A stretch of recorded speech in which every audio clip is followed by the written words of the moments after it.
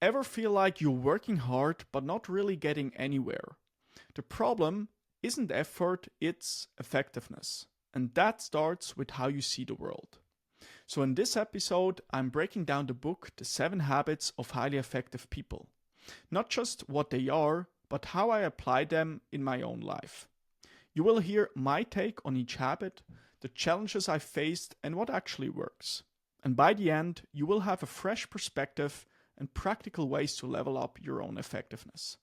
So, welcome back to Catch The Zenith, the podcast where I document my journey to get better in life and business.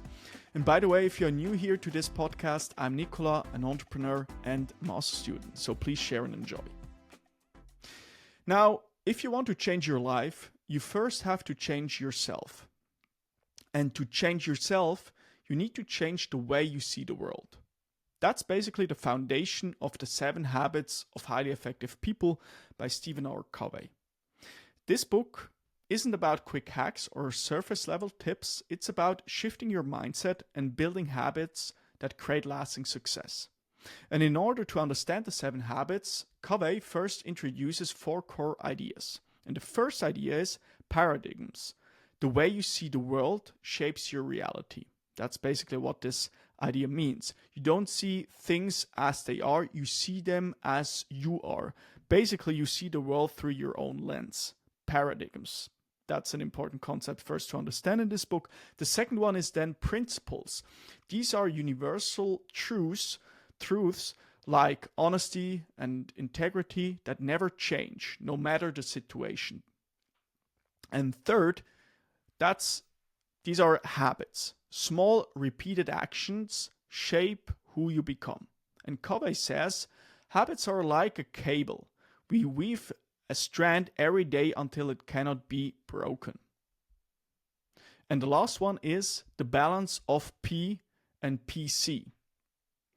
Effectiveness is about balancing P, which is production, basically getting results, with production capability, short PC, basically maintaining and improving yourself. And if you push too hard on results without taking care of your ability to produce, you burn out. That's an important concept. Production P, getting results, and production capability PC, basically maintaining and improving yourself. So, long story short, those 4 concepts are really important to understand in the beginning of the book.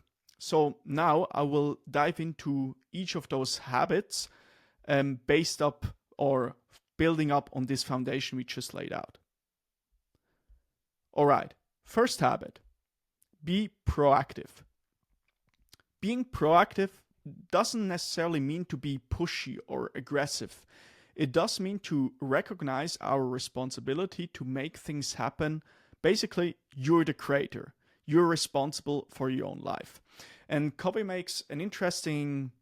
comes up with an interesting concept, the circle of influence. And in the circle of influence, he tries to make the point that we have like an inner circle in our lives, which is the circle of influence. That circle is under our control. And then is let's say another circle, outer circle, which is the circle of concern. So in the middle you have circle of influence, and around the circle of influence you have circle of concern. And the circle of influence is completely under your control. You have an impact on that. However, circle of concerns are things that are outside. That sounds a little bit vague. I'll give you a specific example. Circle of influence, for instance, how you eat, how you sleep, do you work out? Those are things that are under your control, what you do. And then circle of concern is, for instance, like, is there a war going on, or politics, or whatever, things that maybe are not under your direct control. You don't have a huge impact if you change your behavior. Maybe you have an indirect impact, I'm not claiming that, but basically it's important on what we are focusing on. And building up on that concept, he talks then about proactive people and reactive people. So proactive people focus basically their efforts in the circle of influence, things they can control. So what I just outlined on the middle, basically, circle of influence. However, on the flip side, reactive people focus in the circle of concern, which they have no control over. And that's, for me, this was a huge learning, because if we simply focus our lives just on the things that are directly under our control, we have way more, we feel like we are going through life sitting on the driver's seat, with holding the steering wheel, and we have a direct impact on our lives. However, we just consume all day news and see, oh, there is a war going on, there is conflict, I'm concerned about XYZ, there somebody said, oh, you get cancer when you eat that kind of foods. Obviously, knowledge is really helpful, but what I'm saying here is, if we worry too much about things that are not under our direct control, it can be quite hard. And I'm not saying that, for instance, in case of cancer, there are people claiming that obviously if you eat properly, you can have perhaps an impact on that, or mitigate the risk that you get that. But you get the gist here. We have things under our control and things that are maybe not directly under our control. And that is also, I think, similar to Stoicism, what I learned from Stoicism is to focus on stuff that you can change right now, or what you can do right now. I can eat better, I can do sport, I can sleep better, I can read a book, I can do cold plunges, I can fix a conflict between a friend. Those are things that are under my control. And I would say, on the flip side, if we focus on that circle of concern, there falls also the category of news falls also into that, because concerns can be created by different things, by different stimuli. And one stimuli, I believe, is news. If we consume too much news, that's the reason why I made a conscious decision a few years ago that I no longer consume the boulevard news. Basically like this celebrity said X, Y, Z, stuff like that. I'm not really caring. I like more reading books, long-form content, and like that, I understand the world, how it works, because sometimes people claim, like, if you don't know anything about what's going on in this world, how you know what's going on? Obviously not that much, but actually I make another argument. I think I know way more what's going on because I understand human behavior and human psychology, because I'll read books. And anyway, if something really important is going on, other people will tell me in the end. But long story short, the point I wanted to make is, like, not consuming news, and then on the flip side, focusing on things that are under your control, life is way more enjoyable. In this first habit, be proactive, Stephen Covey also references the book Man's Search for Meaning, written by Viktor Frankl, Austrian psychologist or psychiatrist, who basically wrote a book about his experience in the concentration camp during the Second World War. And one thing Covey points out is how Stephen Covey found in those atrocities, that terrible circumstances he was in, meaning. He found meaning in that suffering, basically. And one interesting takeaway from Man's Search for Meaning, and also then in 7 Habits of Highly Effective People, because Covey uses that as, or outlines this example, is this author, or Viktor Frankl, who experienced a concentration camp, was, I guess, one day naked in a room or something like that. And what he realized in that moment was that those Nazis can do everything with him physically. They can control him physically, like everything he does. However, one thing they can't control, and that is his attitude, the way how he reacts to that stimuli in his head. He can choose his attitude.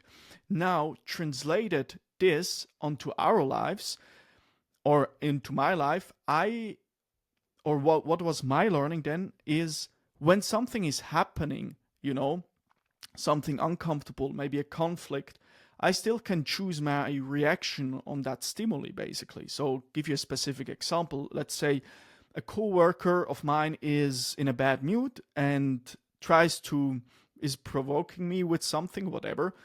in that moment, I still have the freedom between stimuli and my reaction to choose my reaction. I can be really calm and say, hey, I don't really care about that. Perhaps he has a bad day. So I can actively make a conscious decision. Or on the flip side, I can be upset and also be in a bad mood. But I think proactive people don't do that. And to drive this point home regarding proactive and reactive people are really, or let's first start with the latter, reactive people. Those people say stuff like, hey, the world is bad, everything will be bad in future, nothing is going to work, and we are all going to die. Like, I'm exaggerating a little bit, but at work, everything is bad, my co-working are not nice, and we had this difficult project, and it's draining my energy. And so they see a lot of negativity, and they maybe perhaps enjoy gossiping about that. However, proactive people, they see difficult situations like a difficult project or a difficult time as an opportunity to grow, to get better, to improve their lives. And they say, and also if we pick the example of bad weather, let's do the example, it's bad weather outside, it's raining really, really bad. A reactive person would say, bad day, I'm in a bad mood now, it's raining outside. Proactive person would say, I'm completely independent whether it's raining or the sun is shining out there. Yeah, I don't really care. I can still choose my attitude. I can be in a good mood. And I think that leaves so much space for decision making, that we can make a conscious effort to be in a good mood, to feel content, to feel or to express our gratitude for stuff. Like also in the case of weather. Yeah, maybe it's bad weather, but hey, I'm grateful that I'm actually healthy and can tackle a new day. It sounds a little bit cheesy, but I think it's also powerful. All this to say that be proactive doesn't necessarily mean you need to be pushy, aggressive, always raising your hand. Maybe that's also part of it, like to be open, to work hard, and to raise your hand if somebody tells who wants to do that project, but also to be responsible for your life. And that's a really important aspect, I believe. That's the first habit, be proactive. Second habit, begin with the end in mind, which means to approach your roles in life with your values and directions clear. First, I just mentioned the buzzword roles. Stephen Covey came up with this concept of roles in your life. Like, we are fathers. You can be like, in my case, I'm a student. That's one role in my life. I'm an entrepreneur. However, I'm also a brother, basically. I'm a friend, and so on. So we have I'm a gym person, there are different roles in our lives, and each role has a different set of principles, perhaps, or values. Or there are also going overall roles, obviously. But it was really helpful to me, like, to understand life in roles, that each role requires a different set of skill set, and maybe other principles are more important in that area of my life as opposed to that area. And what I've basically done is, in Evernote, I wrote down all the different roles in my life, and then for each role, I wrote down some values and principles I believe to be true, or they are important to me. And that helped me to know what is important in that role, in that area of my life. Begin with the end in mind. Also, what's also important in that regard is a personal mission statement. So writing down your vision and values, which then becomes the criteria by which you measure everything else in your life. Sounds vague. Let's give you a specific way how to do that. So, roughly 1 year ago, I purchased the self-authoring suite or self-authoring program by Jordan B. Peterson.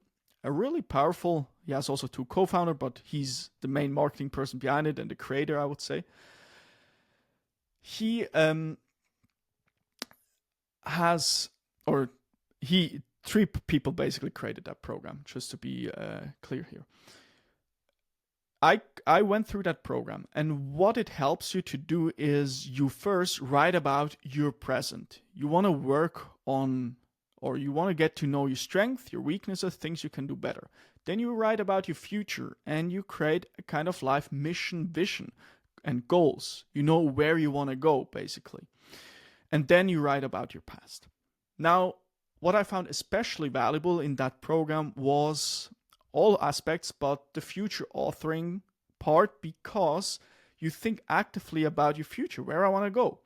And I then defined my mission statement, my vision and mission statement. And what's really powerful is by writing out your career goals or where you want to go, you're starting to say no to a lot of different things, because if you want to become everything, you become nothing in the end. You need to be specific and clear. You need to say no. You need to say no to a lot of stuff, and you become something. And I did that. And in my case, it was, and I will quickly share that with you, and that might change in the future, just to be clear. But for now, the problem I want to solve with that, with vision and mission, is action without purpose and direction. That's the fundamental problem I wanted to solve with this self-authoring program and by making this plan. And my vision is, before I die, I will look in the mirror and see a man who left nothing in the tank, who gave it all. That's the vision. Now, to be more practical right now, where I want to go, what's my specific mission?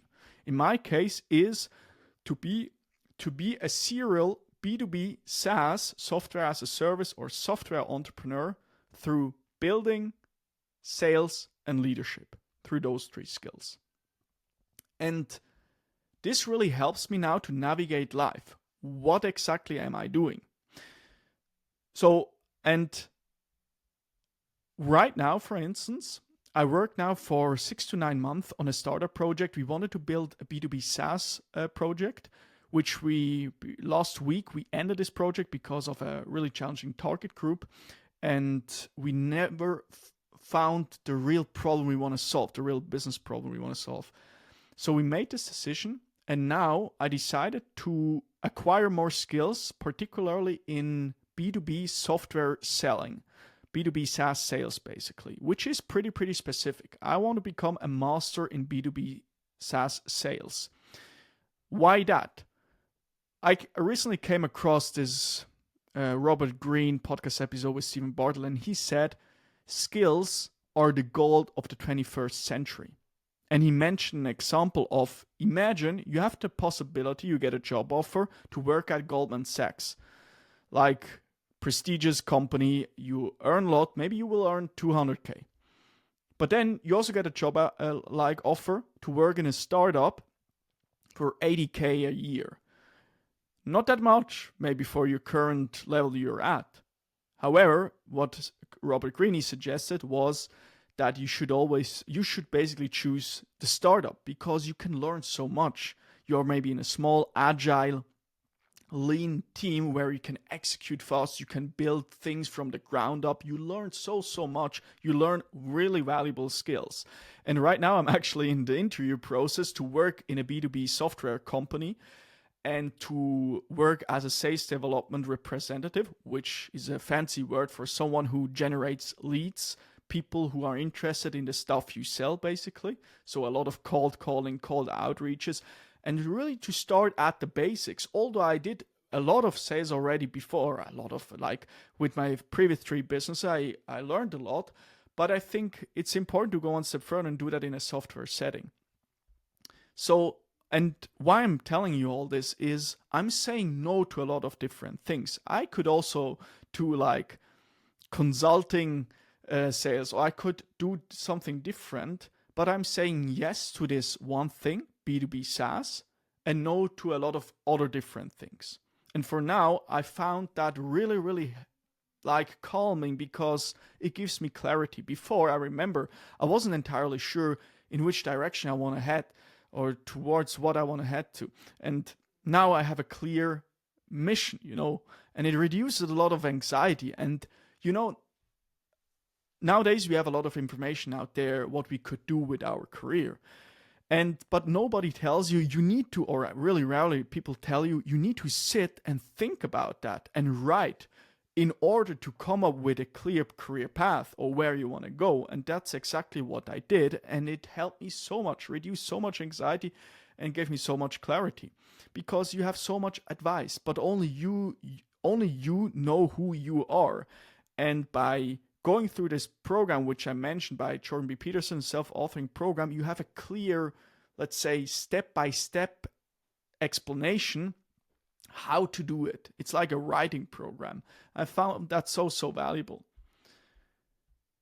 And if we want to become really, really specific, if you want to do it like I did, I wrote down in a one-pager Google sheet, a Google document, my problem statement for life. Action without purpose and direction. This is the problem I always want to solve.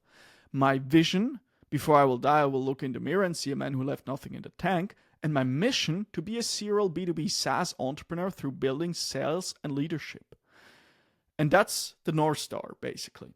And then I wrote down my 3 core values. One is focus, one is discipline, and decency, and a short sentence about that. And then I wrote beneath of that some rules and principles in my life. But that's it. That's a one-pager. That's all it is. Nothing fancy. It's pretty darn simple.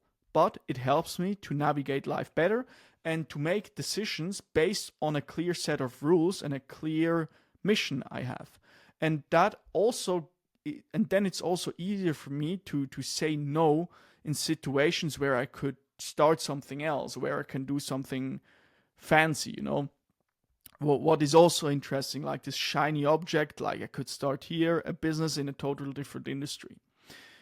All this to say is, I'm not claiming that this will not change in the future. Perhaps what I just outlined, vision, mission, might change, but it's important right now where approximately to go. All right. So we need a personal mission statement is here the main takeaway. In this second habit, begin with the end in mind. In other words, to know where you want to go. Personal leadership is also a crucial role. And Covey described a leader as, this is the person, a leader is the one who climbs the tallest tree, surveys the entire situation, and yells, "Wrong channel." I remember he makes the distinction between, I think, a manager and a leader. And a leader focuses on effectiveness. However, the manager on efficiency. I hope I explained that correctly. What is effectiveness? What is efficiency? Effectiveness is doing the right things. So making sure that you are doing right now the right thing. On the other hand, we have efficiency, doing the things right. So doing them as quickly as possible, as efficiently as possible. And I think a lot of people conflate those two conflicts sometimes. And I think effectiveness is so important, especially in the beginning, to make sure you're in the right ballpark, that you know you're doing the right thing, you are effective. Because if you focus directly on efficiency without making sure that you are doing the right thing, you're pouring in so much effort into something that is maybe not the right thing to do. You become really a productivity machine in the wrong thing. And this is what we ultimately want to avoid. And there, the concept of a leader, someone who makes sure we're doing the right things, and a manager, someone who's doing the things right, who tries to be as efficiently as possible, I found really, really helpful. All this to say that, hey, think about already right now, or go through life with the end in mind. And it makes life easier, makes it clear where you want to go, and it requires a little bit effort. Just to be clear, this Peterson program, which I went through, I wrote a ton of text, and it took quite a long time to fill it out. I wrote like every morning for an hour for quite a long period. And it's hard, it's really challenging to think about those kind of questions, goals, life mission, stuff like that, because you are thinking about yourself and you realize you have flaws and you realize you're not good at everything, but you are then good at some things, and then to focus on that, etc., etc. So you need to think hard, that's what I'm saying. Hey Zenith Nation, quick break. Each Sunday I write a free newsletter called Zenith Sunday. In it I share simple lessons I learn about doing better work and living a better life. It's short, easy to read and costs nothing. So if you would like a little boost each week, sign up below. And now, back to the show. Next one. Next habit. Put first things first. So this is the fulfillment, the actualization, the natural emergence of habit 1 and 2. It's basically personal management. You might remember your parents telling you, or yelling at you perhaps, I'm not sure, first work, then pleasure. A pretty simple principle. First get the hard work done and then enjoy your life, but not the other way around. And Covey outlines an interesting framework how to categorize tasks in our lives. It's basically the Eisenhower matrix. You have urgent, or you have not important and not urgent tasks. Then you have not important and urgent tasks, which are more distractions. Then you have important and urgent tasks, which are pretty necessary. And then, and that's a really important quadrant, like in this matrix, important tasks, but not urgent. And those are exactly the tasks that a lot of people procrastinate on, inclusive myself in the past and maybe sometimes today. Because those are the things, there's no deadline. They are important, we know it, but we don't do them. And I give you an example. This is what, give you a specific example. So I think we would all agree on that health is a necessity or the foundation for a good life. If we are not healthy, we can't be productive. If we are not healthy, we can't build a family. But health is an important thing, but it's not urgent. There is no deadline in place. Tomorrow I need to be like to get healthy, basically, or to work out and sleep good. There's no deadline in the beginning. But what ends up happening is, if we treat our bodies, our health like crap, like shit, what ends up happening, this is becoming also an urgent thing. So then it's all of a sudden urgent and important, because if your health is not there anymore, you need to start paying attention on your health more. So now it's pretty urgent. Otherwise, you will perhaps develop some diseases which you don't want. And that's exactly the reason why we should focus on those important tasks which are not urgent. Because if we take care of our health, on that important thing, it never becomes urgent. And that's because if you are in the category of important and urgent tasks, you are oftentimes solving fires, like a lot of solving fires. But if in the first place you focus on important stuff, maybe you have not that many fires right now. I'm not claiming there will never be fires, although you always focus on important stuff and make sure you make progress there. But I think for the big stuff, focusing on important things is so helpful. And how can we make progress regularly on important stuff where no deadline is associated with? I personally I'm doing a lot of deep work sessions, or a long deep work session in the morning. So I work for 5, 6, 7, 8 hours, it depends on the day, straight without any interruptions, no notification, just straight work. If I have to do some really important thinking work, like working on my master thesis or building the landing page for when I built my landing page for my previous business, my former business. So a long deep work session in the morning where you get a lot of important things done. And obviously that can vary across different people. Maybe your important stuff is to answer emails. Then do that as the first thing in the morning. Depends a little bit. Some people are paid to answer emails. Some people are paid to answer emails and do deep work stuff. Then start with the deep work stuff if you can, and then block again a shallow work session.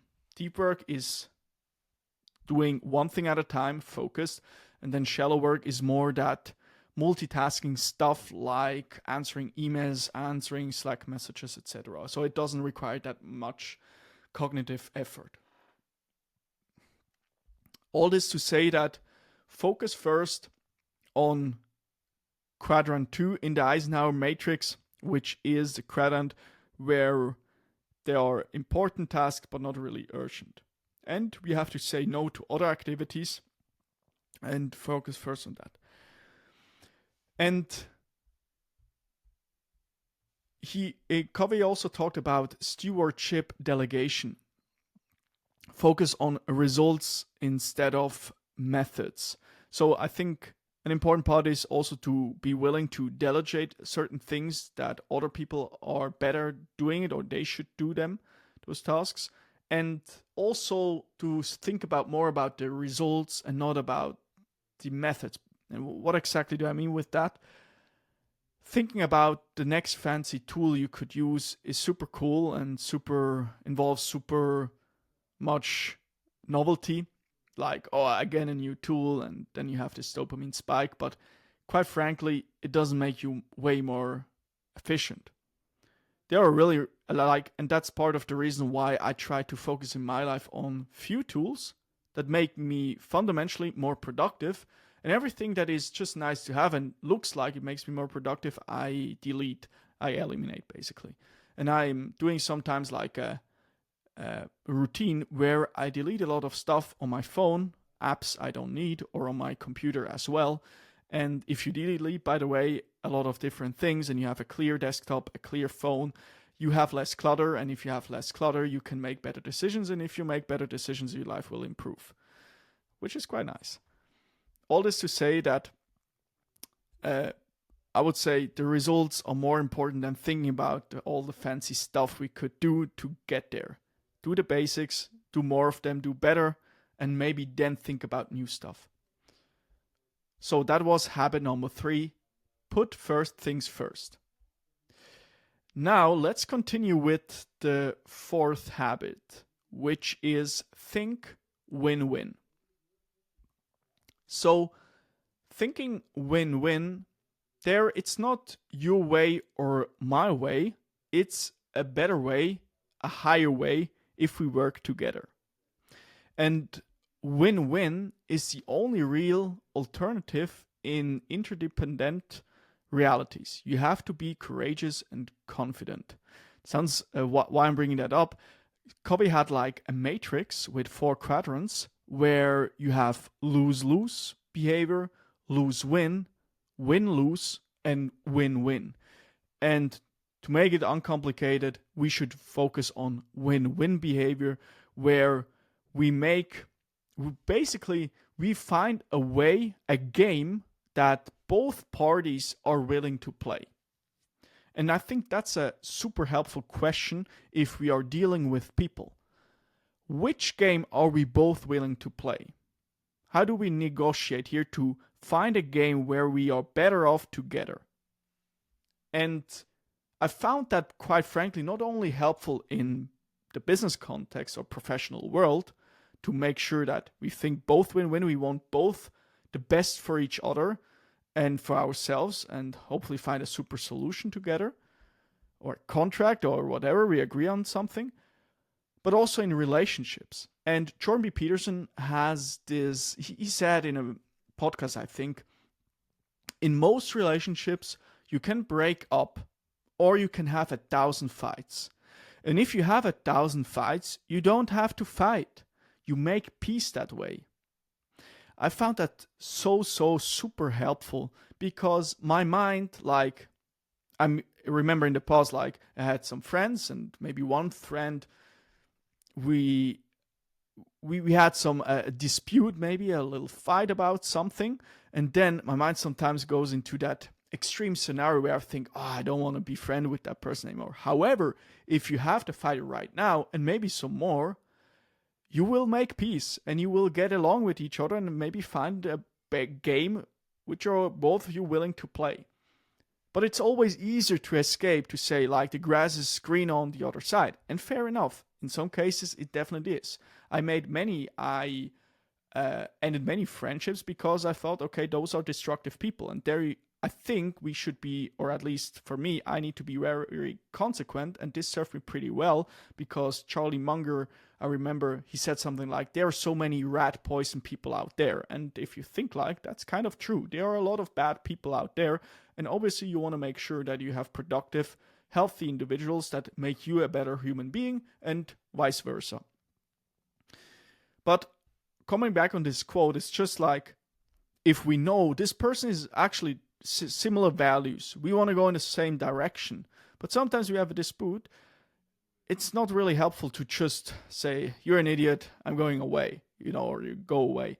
Maybe it's important to have 100, 1,000 fights and to find a game we are both willing to play and to make peace that way.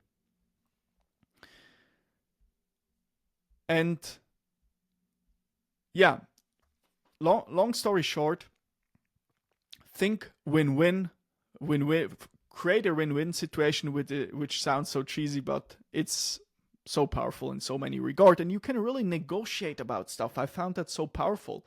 Like, imagine your girlfriend likes to likes to turn on the TV when you're together in a room, but you are a person who doesn't like any background noise. How can you not? But on the other side, you like really podcasts. Maybe a win-win situation could be like, you can turn on the television, so your girlfriend has this benefit, the television is on, but you turn on a podcast in the background that it is about self-improvement. So now both of you get something. You found a win-win situation, which I think the girlfriend now, the television is on, they feel maybe there is some background music, and maybe they learn something if they sometimes listen to that podcast, and the boyfriend on the other side, can now still enjoy something because he can turn on a podcast episode which he enjoys, and obviously there's some nuance to it, but I think a lot of win-win situations can be created by really talking to each other for 30 minutes, even sometimes 2 minutes is enough, but talking about stuff like that and not really not suppressing that, because that is building up resentment, and if you build up too much resentment, you will maybe destroy a relationship. Then, habit number 5. Seek first to understand, then to be understood. That's a super powerful thing. So, empathic listening gets inside another person's frame of reference.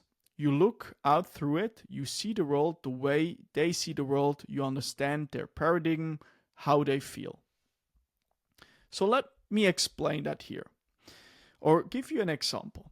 Imagine you go to an eye doctor, your ophthalmologist, and instead of examining your eyes, the doctor just hands you his own glasses and says, here, these work great for me, try them.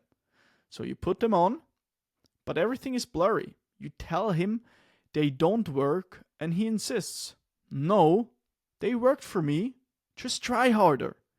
They will work for you. So I think that sounds pretty ridiculous, right? But that's exactly how many of us communicate. We give advice, solutions, or opinions without first understanding the other person's perspective. Instead of listening, we assume what worked for us will work for them. And I did that in the past and sometimes today because I want to say something. But in most cases, it's not really helpful. We should more listen than actually talk. And Covey calls this out in the 7 habits, or in the 5th habit. Seek first to understand, then to be understood. And if we truly want to help, we need to listen first. And this example is quite powerful because it's referring to autobiographical responses. Basically, we try to figure people out based on our motives and behavior and never fully understand. Like, give you an example. Let's say your friend is telling you, I had a bad project at work. It was really hard, didn't understand anything, and so on. And then the other person, you're already like thinking about yourself. Yeah, I had a similar project and I know the solution to that. And you're interrupting him. And then you're obviously you didn't listen till the end. You're interrupting him, and that's not really productive. And the other person on the other side is then is less receptive to what you're saying. However, if you first build trust, the other person is way more receptive if you have perhaps a productive input that could help that person. And that's also like in selling is a similar thing true, that if you build first trust, if you like genuinely interested in the other person, what they do, what problem they experience, that trust is way more like, I give you an example. My grandfather, he's actually an entrepreneur. He had a company and he sold B2B and B2C. But for instance, for his B2B customers, they went to eat together. He would invite them. They are talking like of those 60 minutes or 90 minutes, like they're talking 90% of the time first about their lives, making jokes and stuff, and then maybe the 10% that are the remaining 10% they talk about. Hey, okay, let's talk about the deal. Like, how much of that? Like he was selling wash machines and stuff like that, like everything for your household, what you need, like washing machine, dish machine, stuff like that. And yeah, that first trust, a lot of trust, and then selling is not that difficult because you have already proven you care about the other person. You have the best interest of the other person in your mind. All this to say, seek first to understand, then to be understood. And that brings me to habit number 6, synergize. Simply defined, it means that the whole is greater than the sum of the parts. Let me repeat that. It means, or synergize means, that the whole is greater than the sum of the parts. And this took me quite I would say a long time to understand. I found it quite abstract to a certain degree. But it's really like if for instance you find a spouse, girlfriend, boyfriend, whatever, where you both together are better, like you make each other actively better, the chances that you hit your goals are way higher. The sum of the parts, like the whole is now greater than the sum of the parts. And that's exactly, I think, what most of us want. And Covey also mentioned this concept of the middle way, or he talked about that. And he explains that many people think in either or terms, like my way or your way. But in the middle way is about seeking a third alternative that is better than either option alone.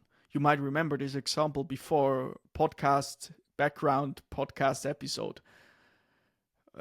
And instead of compromise, where both sides give up something, the middle way leads to synergy, where both sides work together to create something better than either could alone.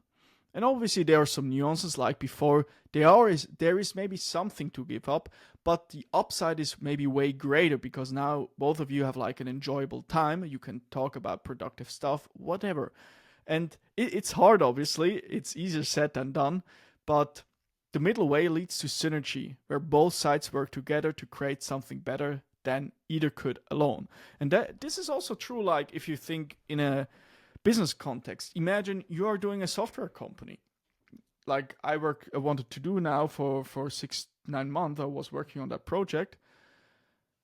Like if you work, like for instance, with a technical co-founder, which is necessary if you do a software, somebody who can code, and then you need somebody who can sell. You make each other better. You make the business more valuable because you have two different kind of skill sets that are required to build up a successful business. If both of you are just coders or both of you are salesmen, then it doesn't really work. You need somebody who can build and somebody who can market that, somebody who can sell basically. So synergy is there the right buzzword. And an example in the book is Covey uses an example of two people arguing over whether a room's window should be open or closed. And instead of just picking one option, they looked for a third solution. Maybe opening a window in another room, adjust the air condition, or changing their seating arrangement. And you see now, that's pretty specific, and sometimes it requires a little bit thinking and having this principle in mind rather than just yelling at someone, hey, why is the window open? Sometimes a little bit negotiation can really help to create a harmony, a harmony in a relationship with your spouse, with friends, with a business partner. So all this to say, habit number 6, synergize. And that leads me to the last habit, which is sharpen the saw, a very important one. Because all the previous 6 habits will not work super good if we not constantly work on ourselves. And Covey makes the point, we should constantly work on ourselves in 4 domains, life domains. The first one is physical, like to eat well, get sufficient rest and relaxation, and exercise on a regular basis. Those are the basics. Eat good, sleep good, and hit the gym or move a little bit. Then mental, in the domain of mental well-being, basically getting into the habit of reading, writing, studying new things. Nothing fancy. Reading, writing, studying new things.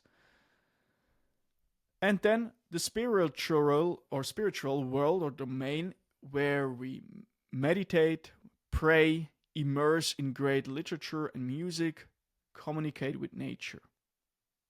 Also an important one. And then the fourth is the social and emotional domain, to interact with people and help them in a meaningful way. Because ultimately, we human beings are social creatures, and being embedded in a good social setting, in a social, having friends, etc., is, I think, a pretty good thing. And I think there are some studies that can definitely have longevity benefits. So that's it. And I think the last one is really important because we need constantly to improve and never stand still and make sure that we become better human beings if we are optimizing for a good life.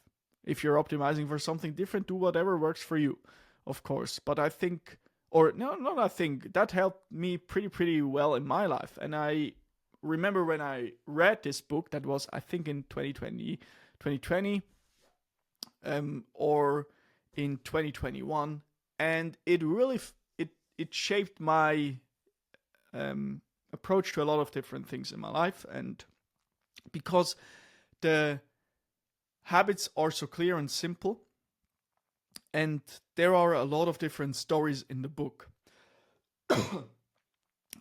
where Covey talks about his own personal life, and I found that really helpful to make it more practical, or to understand those habits on a deeper level. So let's do a quick rundown of what we discussed. So we started this episode with 4 key principles or ideas to understand paradigms, principles, habits, and the balance of P and PC, like production and production capability. Then we jumped into the first habit, be proactive, where it's all about take responsibility. Second, begin with the end in mind. We need a North Star. We need a mission in our life. Then third, put first things first. First the work, then enjoying the leisure time. Fourth, think win-win. Like, together, we can find a game we are both willing to play. Number 5, seek first to understand, then to be understood, like listen more, and then share your advice.